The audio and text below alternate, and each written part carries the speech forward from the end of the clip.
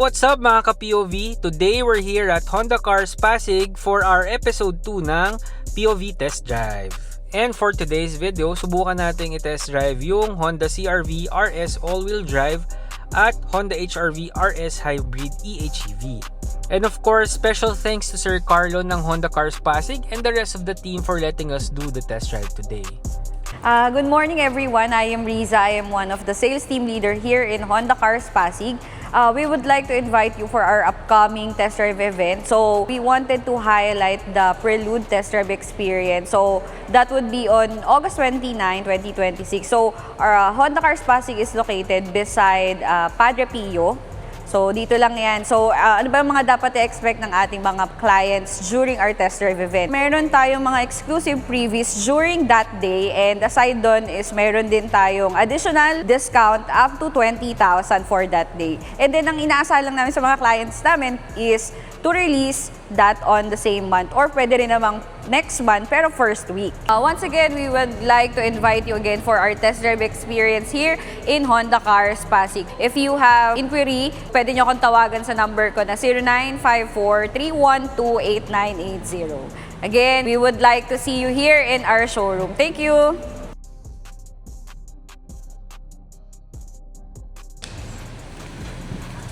Thank you sir.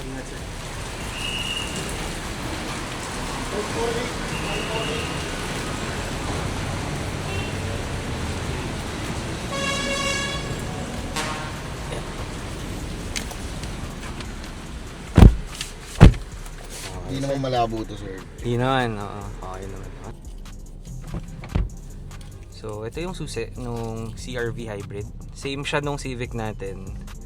Pero to may number kasi because of memory seats. Automatic siya nagsiset kung ano yung susing dala-dala mo. So, yan. Start na natin, guys.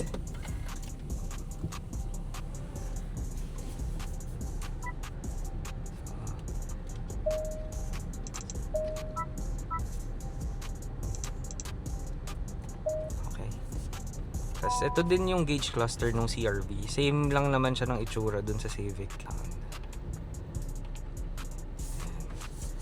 Today nga pala nandito si Sir Carlo. So Sir Carlo, thank you for making this possible. So hopefully sir matuloy yung event natin this 29. So yun Yes, pala guys. If you're interested in test drive ng Honda Cars, so kompleto yung lineup this coming August 29. Punta lang kayo dito sa Honda Cars Pasig. Tapos test drive natin and andun din ako. So kung gusto niyo ako makita. Joke lang, hindi ko meet up yun. Ano lang, inviting you guys lang kasi pupunta din ako. So ayan, let's do the test drive of the Honda CR-V RS Hybrid all-wheel drive.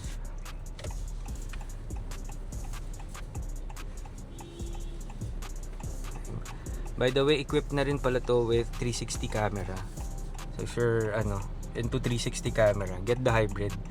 Kasi ito lang ang may 360 camera sa lineup ng CR-V natin. So wala kayong makukuha nito sa Hunt or VX variant.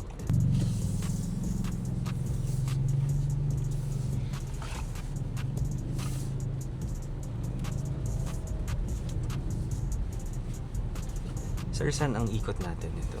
Dito sa may Eastwood. Eastwood papasok. Puro kanan lang. Tapos doon yung labas natin sa Kali Industria. Okay, sir.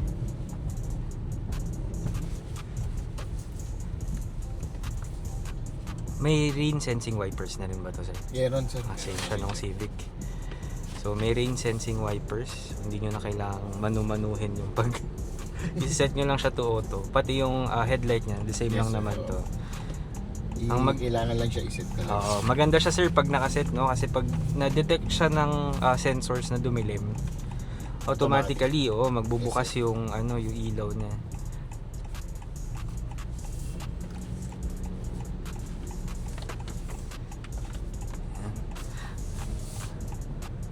Alam niyo pag tinest drive nito, para lang kayo nagde-drive ng Civic na medyo mas malaki. Yung higher ground clearance pero may 360 camera din. Sir, ito ba same engine lang ng Civic Hybrid? Yes, sir. 2.0. 2.0. Yes, sir. Okay. In terms of fuel consumption, sir, anong... Base siya ng 21.3. 21? Pero kasi pag heavy traffic, 12 to 14. 12. Pag medyo maluwag naman, 15 to 17. Mhm. Then pag expressway, 17 to 22. Kasi yan ang ano sir, kalaban ng CRV. Kasi I own sir. a 2024 na CRV-V. Yung before nung Hunt na variant. So ang kalaban ko lang doon medyo malakas sa gas talaga. Pero ang ganda kasi i-drive nun eh. So, Pero yun ngayon sir, hybrid na talaga siya. oo nga. So iba kasi yung hybrid ni Honda sir. Oo nga eh. Alam mo naman Nako-compare ko yan, no? Oo. All the time kung tawagin sir. Kahit 100 na yung speed mo, Oo. nag-hybrid pa Saka rin siya. very smooth yung shifting ng hybrid ng Honda. Hindi siya yung... Walang delay sir. Oo, hindi mo siya mararamdaman na gagaralgal yung makina niya. Tapos tutunog. Ito kasi very smooth. Ito pala guys, meron tayong panoramic sunroof for the CR-V RS all-wheel drive. And meron siyang heads-up display dito. I'm not sure if kita nyo siya, pero meron yan. Bose sound system na rin to sir, no? Yes sir. Ayun, meron. Pero hindi natin itatry kasi makaka-copyright ako. Basta maganda yung speakers nito. Ako hindi, Pieces oo, na ano sir. hindi ako mapapahiya pag sinabi ko maganda yung speakers ng Honda. Kasi nako-compare ko siya sa ano eh. Pag halimbawa ibang sasakyan yung gamit ko tapos naka Honda Civic ako na RS. Ganda nung ano eh, bass nung speakers niya. Buong buo. Hindi din siya sabog, hindi siya sobrang ano, nasisira yung quality ng music. How about promo sir? Meron ba kayong promo this month? Yes sir, may promo naman kami this month na pwede natin siyang i-max discount. Then yung CRB natin na RSAWD, may parating kami this month sir. So open kami for reservation talaga. Ganda. Ang black sir, no? Parang bibihira ako makita ng Yes itim. sir, common kasi sa atin sir is platinum white pearl Oo nga and eh. Canyon River blue. Parang ganda nung itim. Depende kasi sir kung anong available kay plan. Oo. Opo. So guys pala, itatry natin yung Prelude ulit. This 29 sa event. So kung gusto nyo matry yung Honda Prelude, nako, punta kayo. Para siyang Civic na sports car. Hindi sila nagkakalayo sa engine, pero iba yung S Plus niya, no? Sir. Oo, iba din yun. Try nyo yung S Plus ng Prelude. Sobrang ganda talaga. Sobrang ganda. Tapos naka big brakes. Sana all. Sana all si Makoy. Hindi. Joke lang. So ito naman, siguro describe ko yung feeling ng RS versus the gas variant. Yung V kasi na same naman niya, same ng itsura and all, pero gas variant niya. Mararamdaman mo yung acceleration, tas kakagat yung turbo. Ito kasi instant eh. So tingnan niyo pag tinapakan ko.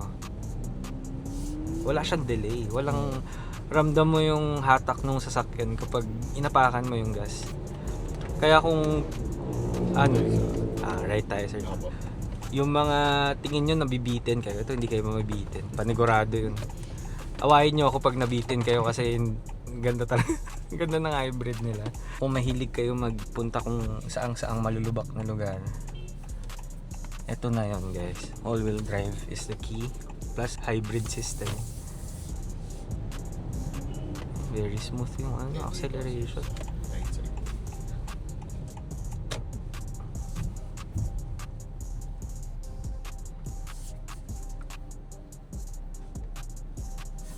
Sensor sir, lahat meron. Meron yun. yan sir pagka medyo madikit na Medyo yan madikit, talaga, oo. nag-alert. Mali-detect niya. Opo. Tapos meron na rin tong blind spot monitoring. So tinanggal nila yung lane watch camera.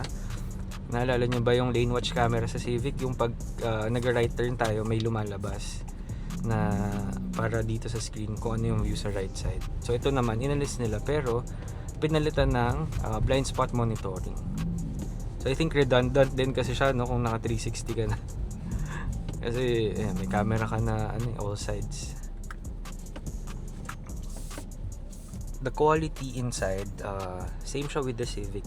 Maraming gloss, black finish. Pero, ang maganda kasi dito, hindi siya yung high touch point eh. Usually kasi ito, pagka gloss black yung dito mo, nasahan mo na yan. Scratch magnet yan. Pero pag dito kasi, may opinion, okay lang. Kasi hindi ka naman, dyan eh. Dot dyan. Dito kasi madalas mag-ano ka, parking brake ka and all. Tapos meron din siyang, ito kita ba yan? Meron siyang ambient light. All doors to sir, no? Even sa at the back. Tapos it comes with the Google Assist. So meron siya nung own map niya kapag naka-connect sa internet. You can also control this using the Honda Connect application. Same with the Honda Civic natin. Pwede nyo siyang start, pwede nyo siyang i-track kung nasan yung sasakyan. You can also check the fuel consumption on a daily basis and compare it. Ganun siya. And then, meron siyang drive modes. So, you have the sport. Ito yung individual. Ito yung isa-set mo kung anong gusto mong powertrain, steering, engine sound, and gauge. Tapos, you also have the normal mode and econ mode. So, yung sport mode, I don't think kailangan nyo to. Depende na lang kung as in kailangan nyo ng more power or parang higher rev. Pero, I don't think kailangan siya. Kasi hindi kayo kukulangin sa hybrid ng 2.0 engine.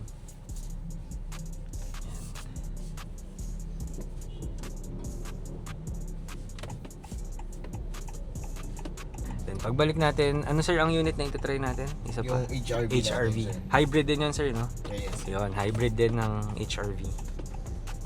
So, hindi na tayo magte-test drive ng Civic guys kasi yun yung gamit ko. Ano na yan? Alam nyo na yan. Sa mga viewers. Kasi doon sa kabila. Sige sir. Ang ganda ng 360 nito. Ang sarap ihatak talaga.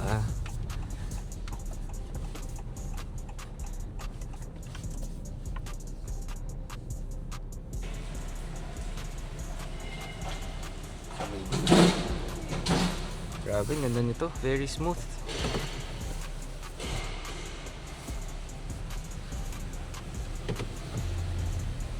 If you're looking for a comfort car na on the expensive side, ganda nito. Sobrang ganda.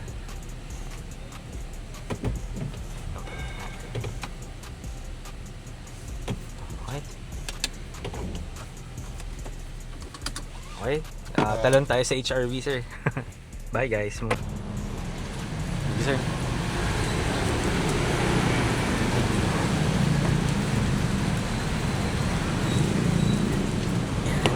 HRV hybrid. Let's go. So yan, ngayon nandito naman tayo sa Honda HRV RS Hybrid. Yes po. Same to ng platform ng hybrid pero this is a 1.5 sir, no? Yes sir, 1.5. So medyo mas trimmed down yung engine niya. And yung key, it's the same with the CRV and Honda Civic. Same design, pero ito kasi wala siyang number. Kasi wala siyang memory seats. Okay. Let's try to drive. How about speakers nito, sir? Bose ba siya or Ay hindi sir, Honda speaker lang talaga siya. Okay, sige. Yun. So hindi siya naka-Bose. Hindi ba? Baka mag-expect yung mga tao na naka-Bose din siya. Ito naman, ano sir yung binabanggit mo kanina? Yung sa fuel consumption. Oo. Depende pa rin talaga sa traffic. Depende sir. siya sa traffic. And sa driving habit natin sir. Oo. Pero tipid pa din to if you compare Yes, sa sa gas variants. No? Also, meron siyang lane watch camera. Hindi pa naka-blind spot monitoring to. And wala din siyang 360. Yes sir. Pero I don't think kailangan nyo ng 360 dito kasi para siyang ano ba siya? Parang mas maiksi siya sa BRV, no? Yes sir. Kasi 5-seater lang siya. Yes po. So sa mga sukatan, hindi naman kayo mahirapan. Baka mas mahaba pa yung Civic dito. So, yan lang. Para siyang Honda City na itsura niya. Or hindi, medyo naiba lang siya. Kasi ito same to nung City. Yes sir. Napansin ko lang, parang same itsura. Pero yung air vent niya, iba yung design. So, ang ganda. Ganda din ng loob nito. Ito sir, anong price natin dito? SRP natin? Yung SRP natin dito sir is 1.799. 1.7. Parang almost 1.8. kapresyo sir nito yung RS Turbo ng Yes, sir. Civic, no? Tama. Same placement siya. Pero ito kasi hybrid na at Yes, at hybrid. that price point. So, ang ganda din ng response nito. So wala din siyang delay sa pagtapak ng gas. Mas ramdam mo lang yung arangkada talaga ng CR-V tsaka Civic. Kasi given naman 2.0 yung engine nun. And kung i-daily mo lang din, maganda to pang daily. Tsaka ang seats nito sir natutupi, 'di ba? Para siyang Yes sir, ano. dito. So magandang bagu-baguhin yung upuan niya. Pwede mong itupi yung tong part na to, yung upuan mismo. Yes sir. Pwede mo rin i-tumble down. Tapos automatic tailgate na ba to, sir? Oh sir, automatic. Automatic na Isa-set rin. mo na lang din So sir. isa-set lang din. Unlike yung mga first generation ng HRV na bagong muka, ano siya, manual pa yon kahit yung RS ang kunin nyo. And wala silang hybrid version. So turbo lang yung meron. So ngayon, mas pinatipid kasi nga given naman na ang daming ngayon price hike sa gas. So parang very timely lang din na maglabas talaga ng hybrid yung mga manufacturers. Dito, meron siyang wireless charger. So same siya with the CR-V, Civic. I think ang wala lang wireless Honda City pati yung BRV. Yes, BRV pati yung Brio. So ito, may wireless charger. May Apple CarPlay na rin ba to? Meron, sir. Wireless ba to? Sir, wireless na rin. Wireless lang din. So kung kung ayaw nyo na makalat, pwede to kasi wireless Apple CarPlay lang siya. So malinaw din yung clean watch camera. Ito very useful to guys. Kita nyo naman sa mga drive natin kahit sobrang buhos ng ulan, malinaw yung camera sa gilid. So makikita nyo yung mga papuntang mga motor, yung mga gusto sumingit. Mga blind spot na hindi nyo makita, lalo na kung maulan kasi hindi nyo maiwasan yan. Magfa-fog or magbubutil-butil yung tubig sa gilid. Hindi nyo makikita.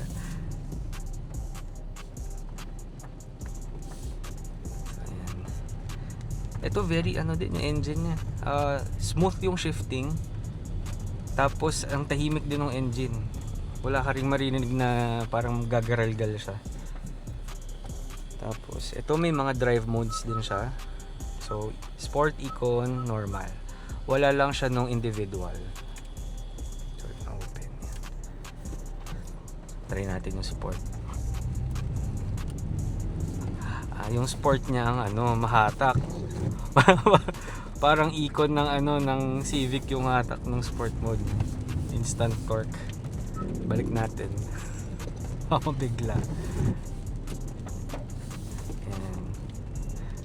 In terms of driving comfort, very din siya. Hindi siya matagtag. Parang kahit ilubak ko siya, hindi mo masyadong ramdam yung sa loob. Kasi malambot din yung upuan eh. All leather seats din to. And I really like the leather seats of Honda. Alam mong magandang klaseng leather, lalo na yung sa steering wheel. Yun ang pinaka gusto ko. Na hindi ko maikakaila. Tapos touch of red and black din yung interior niyan. Same with the Civic RS Hybrid. Meron siyang mga touch of black. Wala lang siyang ambient light. Pero makikita mo yung kulay pula. Meron dito sa gilid.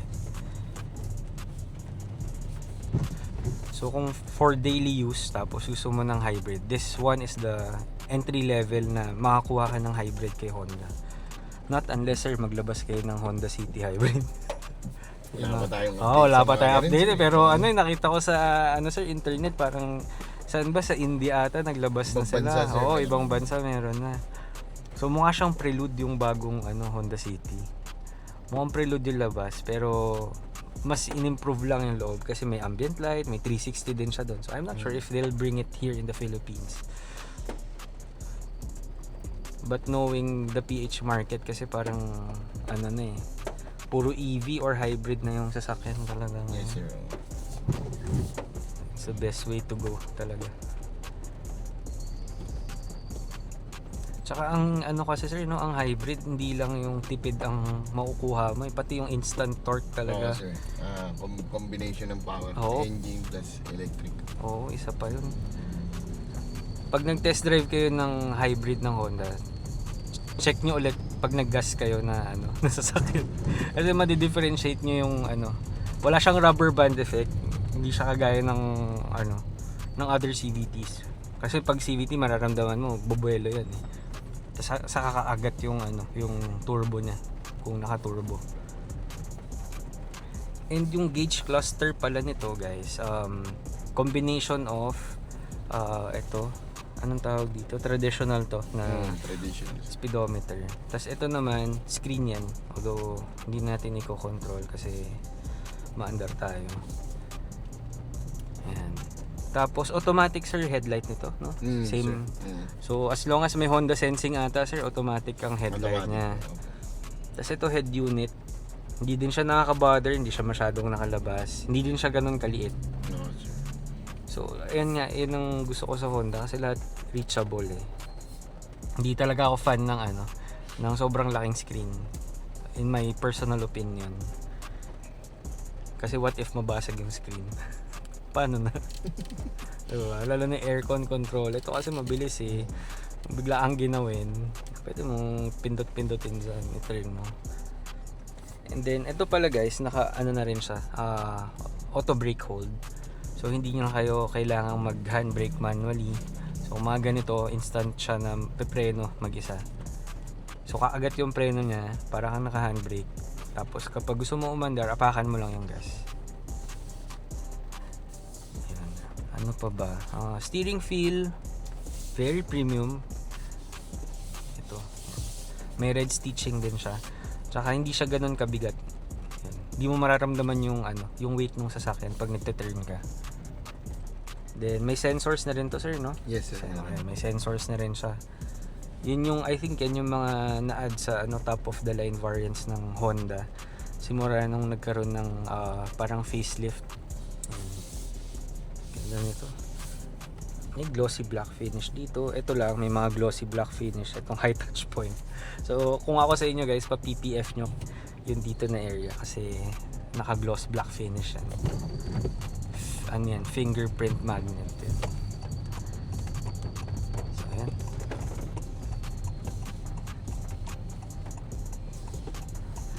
So, ayun. Ngayon, dalawa lang yung sasakyan na trinay natin. Pero pag sa 29, sa event proper, tatry natin lahat.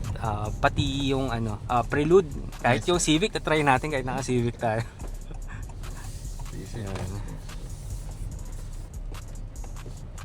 Sige.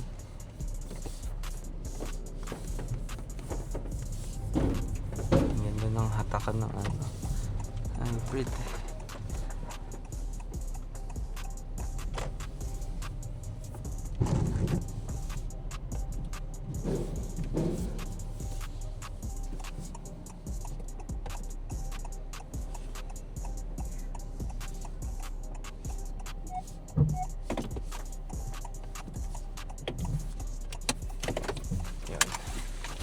At tayo nga ay natapos na sa test drive natin using the Honda CR-V all-wheel drive RS Hybrid and Honda HR-V RS Hybrid. So, ang masasabi natin, grabe, ganda. Ganda ng Honda. Isa pa din ako Honda fanboy. So, and kung interested pa kayo na itry iba nilang sasakyan, go for it guys. Punta lang kayo guys and again, see you kasi nandun tayo. If you're enjoying this kind of video, mapa-POV drive man yan, mapa-POV test drive, car reviews, or mga other car contents, please don't forget to subscribe and follow for more. Yun lang, again guys, follow nyo lang ako, TikTok, Facebook, YouTube. Bye!